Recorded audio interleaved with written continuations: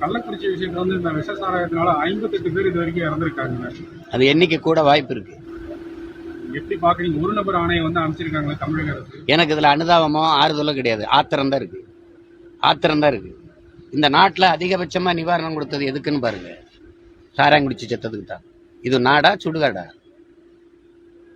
சுடுகாடா? குடிக்க வச்சு குடி எடுக்கிறது, தாலி இருக்கிறது தான் அரசினுடைய பொறுப்பா, கடமையா?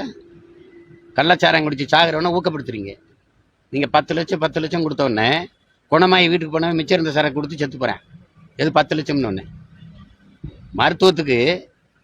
மருத்துவமனையில சிகிச்சை எடுத்துக்கிட்டு இருக்கவனுக்கு 50,000 நீங்க. அவன் சரக்கு குடிக்கல, கள்ளச்சாரம் குடிக்கல, உங்க கடையில குவார்டர் வாங்கி குடிச்சுட்டு இங்க வந்து படுத்து கிடக்குறான் வயிற்று வலிக்குதுன்ட்டு. ஏன்னா 50,000 கொடுக்குறீங்கல்ல. குடிச்சிருக்கானா? அம்மா குடிச்சிருக்கான். அது சாராயமா இல்ல டாஸ்மார்க்ல சரக்கான்னு நீ எப்படி கண்டுபிடிப்ப? அப்ப அடுத்து கிடக்குற நீ 50,000 கொடுக்குற. எப்படி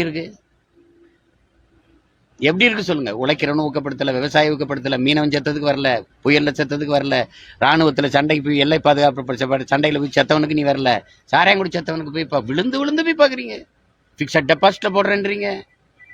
குடும்ப தலைவிக்கு 1000 தான், குடிச்சு செத்தா 10 லட்சம். எப்படி இருக்கு? கேவலம்.